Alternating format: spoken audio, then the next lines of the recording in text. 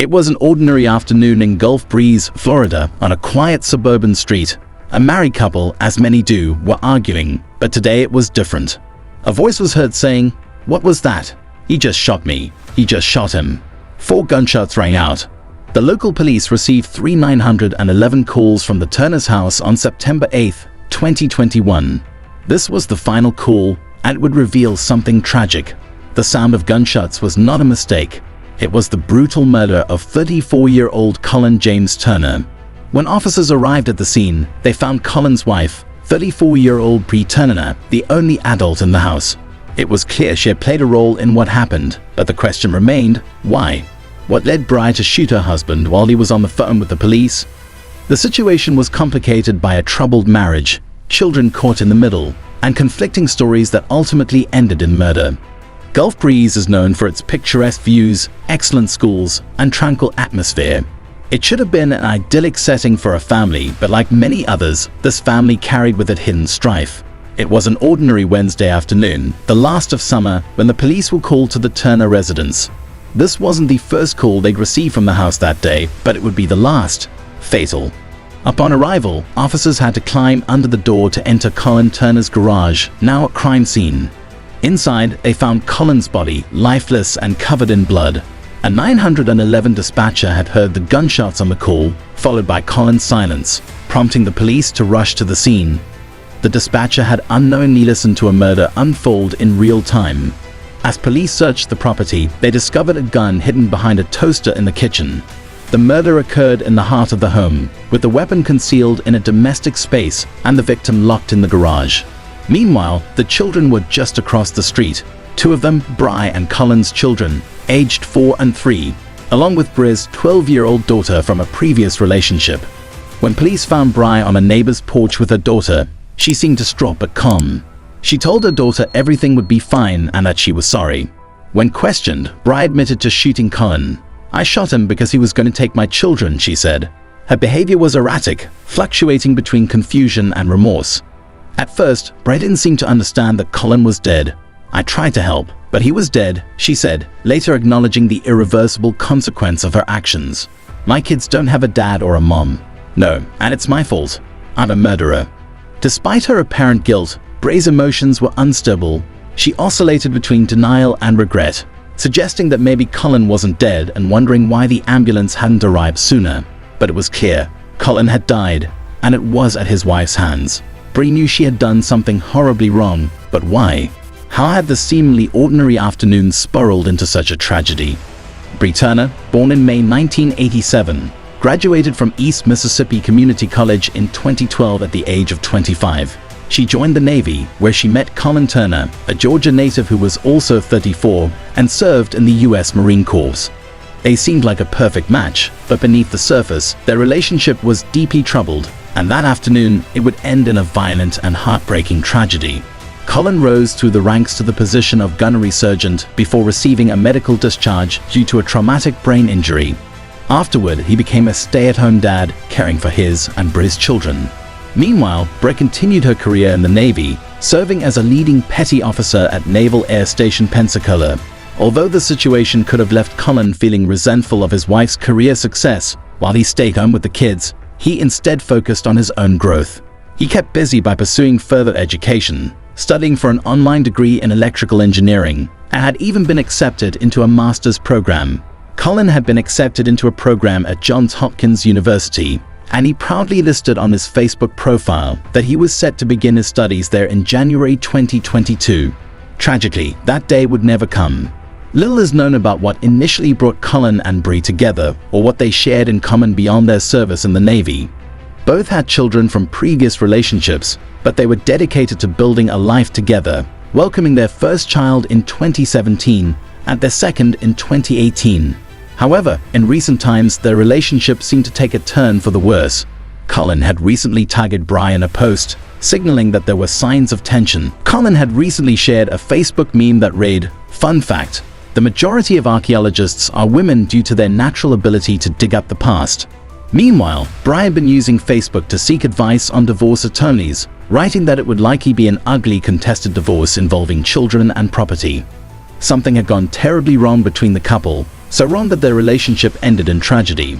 On September 8th, the police were called 3 times. The first 2 calls failed to prevent the fatal outcome, and by the time officers arrived at the scene, the man they had spoken to was dead on the floor. The first 911 call came in at 12:53 p.m. Colin and Bri had been arguing, and it was Bri who reached out to the police. "She's got a shotgun and a pistol in the bedroom with her," she told the dispatcher, "and my pistol is on the dashboard of my truck." Bri accused Colin of getting violent with her. "My husband is trying. He threw me on the floor and pushed me against the wall," she explained. When asked about the issues between them, Bri mentioned, "Just typical relationship stuff. His go-to is to use the kids against me." As Bri spoke, her children interrupted repeatedly, eager to show the officer things. The children seemed unaware of the escalating danger, or perhaps they were simply accustomed to it. This may have been just another day in the Turner household, where threats of aggression loomed over their lives. Bri mentioned, "I have appointments with attorneys. I don't want him in the house." But when the officer asked if she had any visible injuries, Bri replied, "No," acknowledging that she couldn't prove what had happened. Bri wanted the police to remove Colin from the house, claiming he had attacked her, but without physical evidence, the officers explained they couldn't act solely on her word. "We can't get involved with you guys taking the kids or separating the kids," they said. That would require a protection order or a domestic violence injunction from a court. They advised her to file a statement, which would be the first step in obtaining such an order, but Bri hesitated. She mentioned, "I think I'm just going to get the kids and leave. I can fill out the statement later." The officer insisted she provide a full statement, but Bri refused, saying she might do it at a later time. At a later point, Bri's main priority was her children, so she postponed filing the statement. Meanwhile, the police spoke with Colin, who denied being physically aggressive. "I tried to grab my daughter last night, and she got physical with me, so I backed off," Colin explained. "That's the last thing I need right now." Bri seemed focused on packing his things, perhaps hoping to force him out of the house. The argument continued, with Colin claiming, "She's trying to take the kids away from me. I'm the primary caretaker. I'm the only one who takes care of them." Colin's account of the situation was quite different. He described Bri as unstable and revealed his plans to take the children to his parents' home in Georgia, just to get some space and allow everyone time to calm down. "Nobody's pushing anyone or trying to hit anyone," he said. The reason she would say I battered her is that she has borderline personality disorder. It's a textbook thing for people with that disorder to make false allegations. Bri did have a history of mental health challenges. By September 8th, she was on active duty in the Navy, but she had previously been placed on limited duty following a suicide attempt. This led to a Baker Act proceeding, during which she received treatment. She was on medication and attending therapy sessions, but according to her superior, she had been missing appointments and skipping work. These signs suggested that she had been struggling in the days leading up to the tragic events.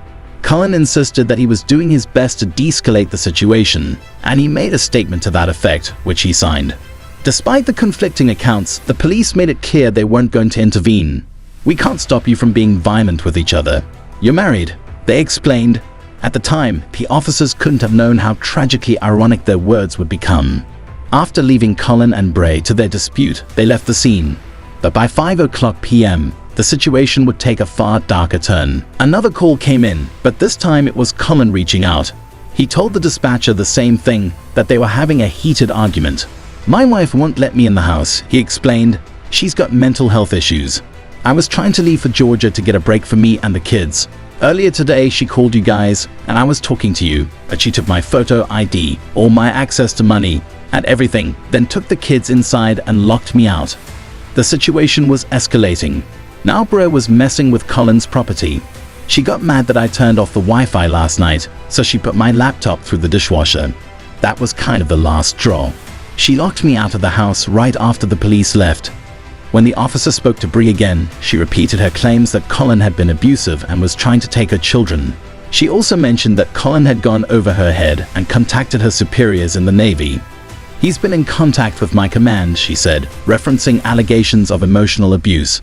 Around 2 p.m. that day, after the first 911 call, Colin had indeed reached out to her superiors, claiming Bri had removed their access to financial resources and had damaged his laptop by putting it through the dishwasher.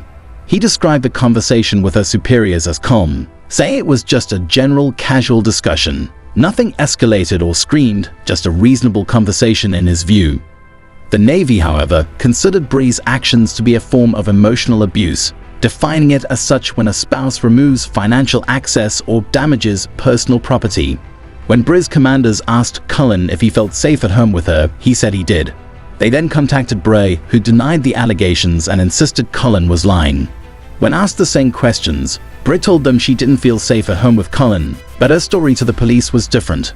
She accused him of using their daughter to manipulate her and repeated her claim that Cullen had attacked her.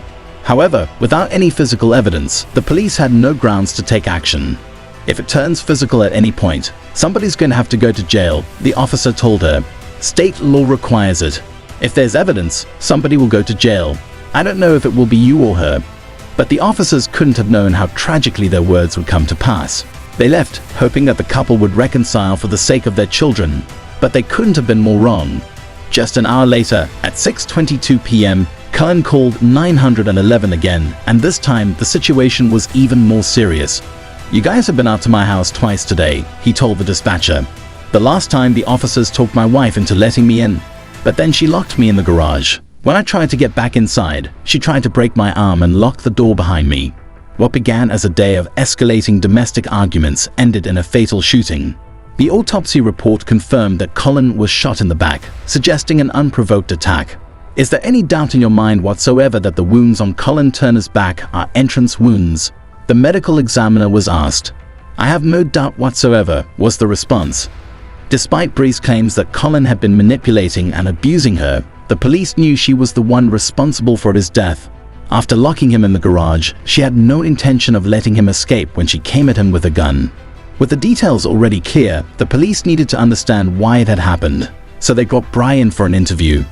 "I talked to a lot of people tonight, but I feel like your voice is the most important," the officer told Bry. "I want to give you the opportunity to explain what happened." Bry recounted the day's events, emphasizing the arguments had been centered around their children. She explained that after her suicide attempt a few months earlier, she felt no judge would ever grant her custody of the kids. "He said I was crazy, that nobody would believe me," she recalled. But the police already knew the details of the situation. They needed to understand what happened next. "So what happened after law enforcement left the second time?" they asked. "I don't remember," Bry replied. "He was in the garage again, and I locked him out. He tried to come in, so I blocked the door and kicked it. I was trying to push him away from the door to keep him out. I was trying to get the kids and take them to the neighbor's house. I saw one of the kids go one way, and I went another to take the kids, but I had to help him."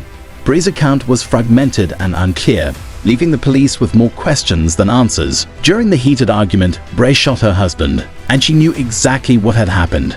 She took the children out of the house, fully aware they shouldn't be there, but by then, it was too late. When asked how many times she shot him, she responded, "At least twice. I didn't mean to shoot him, but I did." She added, "He said something, and just the look on his face. He looked like he was going to kill me." Bree suggested it was an act of self-defense, but investigators questioned her version of events. "Where did you get the gun?" they asked. "Did you already have it in your hand when you came to the garage door?" She couldn't answer. Nor could she explain what Cullen had been doing when she approached the garage with the gun in her hand. She didn't say he was holding a weapon or anything that could have threatened her. The investigators already knew that Cullen had been on the phone with 911. He was holding nothing but his cell phone. Afterward, Bry was left alone to make a phone call to her father.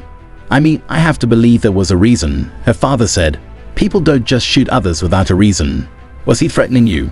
Was it during an argument?" Eric, Bree's brother, also trying to make sense of it. He suggested that Cullen might have been mocking Bry, though he wasn't sure. Her family struggled to understand, as this was so out of character for Bry. "Why did you shoot him? Was he going to hurt you?" her brother asked, but Bry could only respond, "I don't know." Contrary to what she had told the police, where she claimed that Cullen had threatened her life, Bry confessed to her father that she didn't know why she shot him and felt deeply guilty about it. "He was my best friend, my husband, the father of my kids. I just messed up everybody's life. I killed him and ruined everything," she admitted. The question of whether it was self-defense or murder would ultimately be left to the jury. Bree's trial began in September 2024 with body camera footage, recorded police interviews, and evidence from both Bry and Cullen's phones presented in court. Among the evidence was a cell phone video Bry had recorded just before her first 911 call. In the video, the couple can be heard arguing. "Is this really what you want to do in front of the kids?"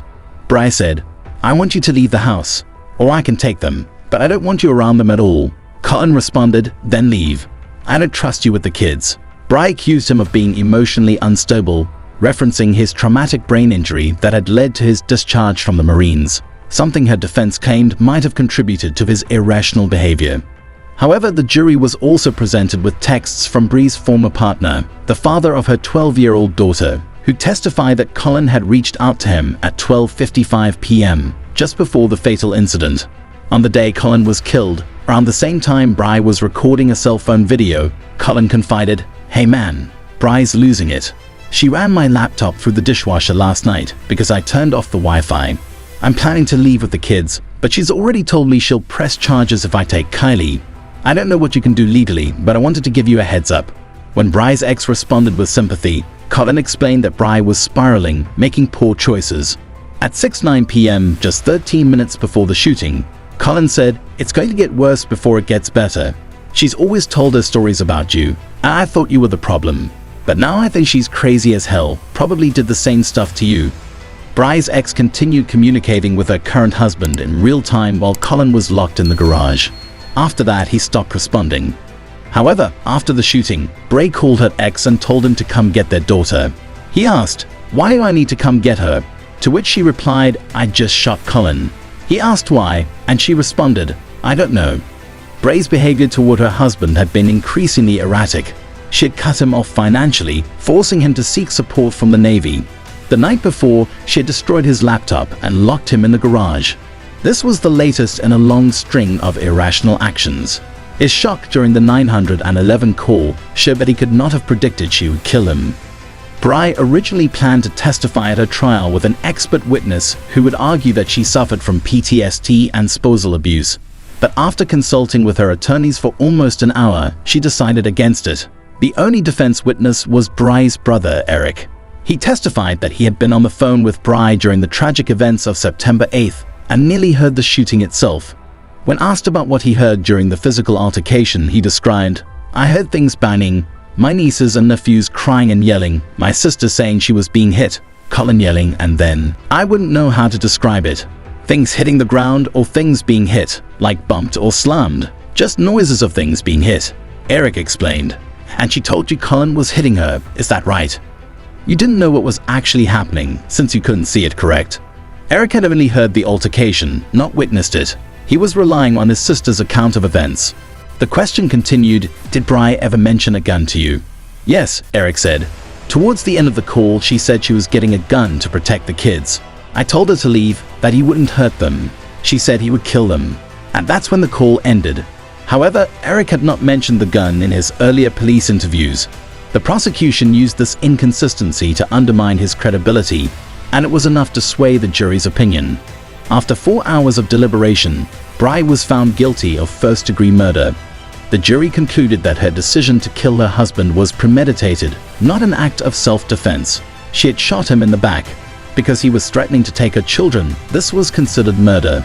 She was sentenced to life in prison without the possibility of parole, the mandatory minimum for this charge.